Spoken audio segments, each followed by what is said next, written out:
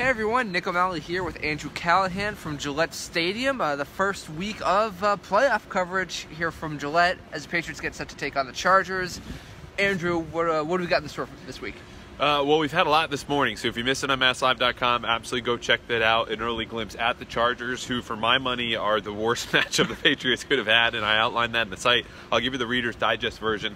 This is an extremely balanced team, and they're really good in all the spots you need to be from a passing perspective, from a pass rush standpoint, in coverage, and they're balanced, offensive defense and offensively as a running and passing. So when you look at the losses the Patriots have had, they're all teams that have been able to move the ball on the ground against the Patriots, but not for the fact that they were inept in the air. They've been able to do both. And I think this is a Chargers team that's 8-1 on the road this season. They're not going to be afraid to come into Gillette. It should be a fantastic game. And, man, can we get Sunday here already? Yeah, no.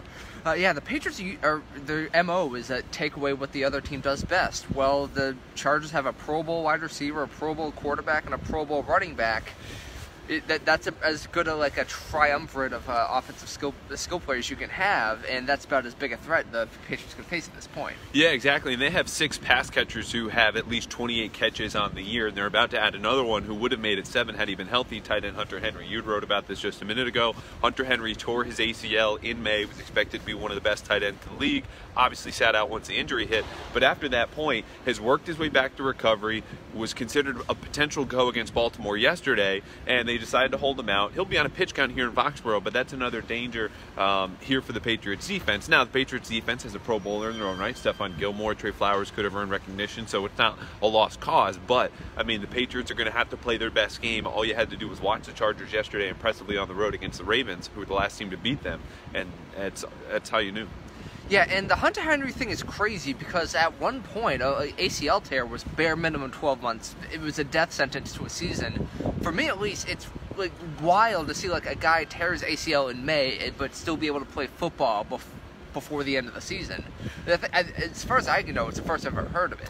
Yeah, and I go back to, at least in New England, when Wes Welker tore his ACL. This is the end of the 2009 regular season. I believe that game might have even been in early January. They're playing the Texans, if not last week of December. He comes back at the start of 2010, and he's himself in September. So that was a grueling process for Welker, basically 8 full months of recovery, and then you're back on the football field. This is even shorter than that, and he's a guy who's much heavier, doesn't rely quite as much on that change of direction in short area as Welker once did. But Hunter Henry, a weapon that they're more than happy to have back, and it sounds like they've given appropriate time because it wasn't, okay, you're healthy, go. Again, they waited last week against Baltimore, and now they're going to bring him in here to Foxborough. And, at times this season, the Patriots have also had trouble covering tight ends.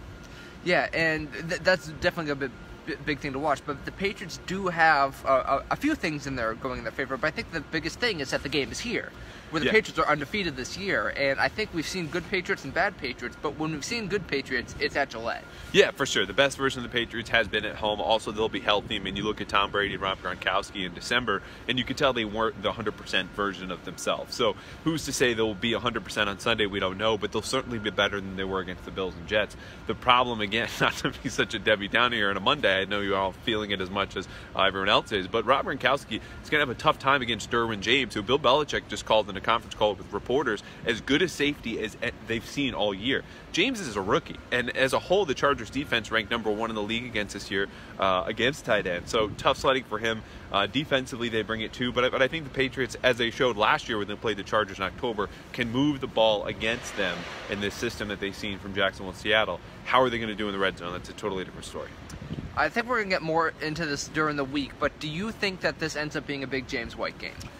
Yeah, I think it was the first thing I tweeted last night, not to be the guy that says, hey, look at all the things I'm tweeting, but, I think this is definitely a James White game. He had a big game. Again, when you look in October, and, sometimes it's fair to say, oh, that was 14 months ago or 15 months ago, nothing is going to carry over. Really not the case here, because you look at basically how the team is constructed, and from a roster standpoint, both the Patriots and Chargers are very similar. Their systems are the same. The coaching is the same. So the concepts they're going to execute out there and the strategies they'll use presumably will also be the same. And last year I should say, a dozen catches combined for Rex Burkhead and James White, and I would expect more of the same here on Sunday. Yeah, we'll have more throughout the week as we get closer to the game on Sunday, which, as you mentioned, is about as tough a matchup as the Patriots could ask for. This is a real weird team to be a wild card team because they're tied for the best record in the AFC. So Patriots don't really get, their first playoff opponent is about as tough as you can get. Yeah, 12-4. The only other team in the AFC that had more wins than the Patriots were the Chiefs. They were obviously the 1 seed, had a head-to-head tiebreaker with the Chargers. But beyond that, they're the only team left in the field that ranks in the top 10 in pass offense, rush offense, pass defense, and rush defense by DVOA. No one else can make that boast. The Chargers can. They'll be here. They're not going to be afraid. It's going to be, I think, as good a playoff game as you'll see in a long time. And the AFC Championship game here, of course, was a good one. But in terms of well-rounded football, excellent football, this is going to be a good one. All right, we'll have more coverage coming throughout the week, and we will check in. Patriots are off tomorrow, but we'll be back here on Wednesday checking in. Folks, thanks for tuning in. Make sure to follow coverage throughout the week. See you then. Thanks, folks.